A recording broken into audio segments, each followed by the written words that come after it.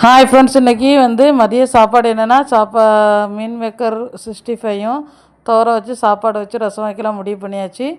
சாப்பாடு வெந்துட்டுருக்கு. அதுக்கடுத்தால மீன் மேக்கரை வேகிறதுக்காக கொஞ்சமாக தண்ணியில் உப்பு போட்டு அதையுமே நம்ம கொதிக்க விட்டுட்ருக்கோம். அடுத்து ரசத்துக்கு தேவையான புளியை கோர போட்டுக்கிடலாம். புளி, உப்பு, மஞ்சள் எல்லாமே சேர்த்தா நான் எப்போவுமே கோர போடுவேன்.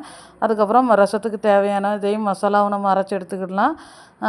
பெப்பரும் ஜீரகத்தையும் போட்டு நல்லா பொடி பண்ணியாச்சு. அதுக்கப்புறம் ஒரு இஞ்சி, பூண்டு, பச்சை மிளகா, கருவேப்பிலை, மல்லித்தழை, தக்காளி எல்லாம் போட்டு நல்லா ஒரு அடி அடித்து நம்ம ரெடி பண்ணி வச்சுக்கிடலாம். அது ரெடி ஆகிட்டு அதுக்கப்புறமா மீன் மேக்கர் வெந்தாச்சு. அதையும் தூக்கி நம்ம வடிகட்டி அதுக்கு தேவையான மசாலாவை நம்ம ரெடி பண்ணிக்கிடலாம். சட்டியில் கொஞ்சம் போட்டுக்கிட்டு வத்தப்பொடி, மஞ்சப்பொடி, பெருஞ்சீரகப்பொடி, கரம் மசாலா, இஞ்சி, பூண்டு, கார்ன்ஃப்ளவர் மாவு எல்லாம் போட்டு நல்லா விரவி ரெடி பண்ணி ஒரு அரை மணிக்கு அதையும் ஊற வச்சாச்சு. அது ஊறிட்டே இருக்க கேப்பில் ரசத்தை கூட்டி ரசத்தையும் அடுப்பில் கடுகு, கருவேப்பிலை, காயப்பொடியெலாம் போட்டு வதக்கி அது ரசமும் சூடாகிட்டு அதுக்கு தோரத்துக்கு தேவையான சவச்சவ தோரம் வைக்கலாம் ரெடி பண்ணியிருக்கேன்.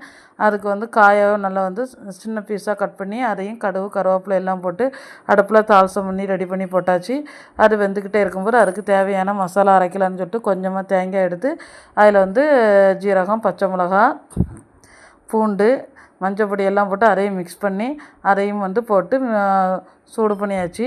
ரசம் ஒரு சைடு ரெடி ஆகிட்டு சோறு ஒரு கரை வடித்தாச்சு. சிக்கன் 65 நம்ம கொஞ்சம் மட்டும் மீன் மேக்கரில் 65 பொரிச்சு எடுத்தாச்சு. துவரமும் ஒரு கரையில் வெந்துட்டு இப்போ மசாலா போட்டு அதையுமே ரெடி பண்ணியாச்சு. இன்றைக்கி மதிய சாப்பாடு சுட சுட சோறு, சவ் துவரம், ரசம், மீன் மேக்கர் 65 தான். ஃப்ரெண்ட்ஸ், உங்களுக்கு வீடியோ பிடிச்சா லைக் பண்ணுங்கள், ஷேர் பண்ணுங்கள், கமெண்ட் பண்ணுங்கள். நம்ம சேனலை சப்ஸ்கிரைப் பண்ணுங்கள். நல்ல ஒரு வீடியோவில் பார்க்கலாம். பாய்.